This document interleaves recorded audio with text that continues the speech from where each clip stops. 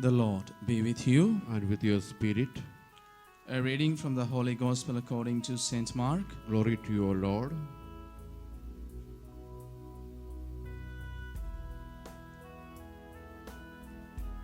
Jesus summoned the 12 and began to send them out two by two and gave them authority over unclean spirits. He instructed them to take nothing for the journey but a walking stick, no food, no sack, no money in their belts. They were, however, to wear sandals but not a second tunic. He said to them, "Wherever you enter a house, stay there until you leave from there. Whatever place does not welcome you or listen to you, leave there and shake the dust off your feet in testimony against them." So they went off and preached repentance. The 12 drove out many demons, and they anointed with oil many who were sick and cured them. The Gospel of the Lord. Praise to you, O Lord Jesus Christ.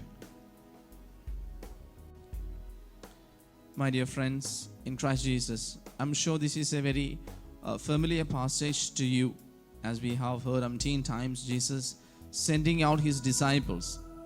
In the Gospel of Matthew and Luke, we hear Jesus sending the 72, all his disciples.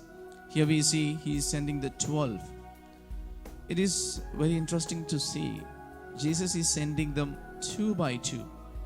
So 12 disciples were there, and he chose to send them two by two instead sending them on their own.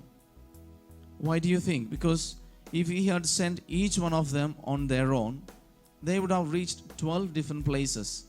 That would have spread the gospel much better, right? But he chose to send them in company with one another.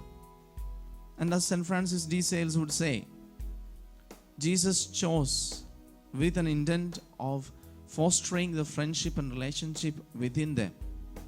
It's very important because we see very often religious sisters and fathers living in communities rather than on their own. There is this friendship that keeps us together in one spirit, in one heart. Jesus always was within the company of his disciples. They traveled together because in the book of Ecclesiastes we read, it is good that we have good friendships. We foster good friendships because they support each other. When one falls, the other will support that they may not fall. And again, Jesus is sending them two by two, asking them to support one another, be there for the another, help the other, so that they may stand strong as two rather than fall as single or one person. And the Lord is asking them to trust the providence of God. Look into our lives. We always try to amass lots of things. We try to gather lots of riches in our life. We think the more we have, the more rich we are. The more we have, the better sustained and self-sufficient we are. But rather, it's often said, the one who needs the least is the most rich. When our needs are little, we can be satisfied easily. It's a problem with our heart. The human heart doesn't get satisfied very fast. It needs more and more. It craves for more. And what happens? Tries to amass lots of things, tries to look into gaining more things. And once the heart is never satisfied, we lose all the happiness of our lives. We lose all the focus of our life. We try to gain things, but we forget to live our life. My dear friends, those who listen to me, look into our lives and ask, do I gain any joy in gaining more things? We may gain happiness which is temporal, which may go away with the whiff of a wind. But do I actually live my life, take time for myself, to be with my family, to be of good to others? When I try to gain more and more, it leads naturally to greed. Rather, Jesus is asking us, trust in the providence of God. He will provide for you. Don't try to gain more and more things, but try to be there for others. Try to be there for the Lord. The Lord will provide you. Give peace, offer peace, and you'll get back peace.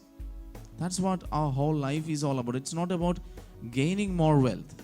It's more about trusting in the providence of God. Because our life is not something that we made. Our life, our health, the whole life we are is a gift from God.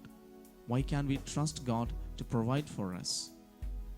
As we move about our whole day, let this be our thought. During my day, during my life, I will look up to the Lord for the Lord to provide for me. I will work for the Lord. I will work for my life, but the Lord will provide. I need not look for gaining more things, but I should look more gaining more souls. I shouldn't be worried about self-sustaining. I should not be all about my glory, everything, but it should be all about fostering good and holy friendships that support my spiritual life. May the good Lord bless us all. Amen.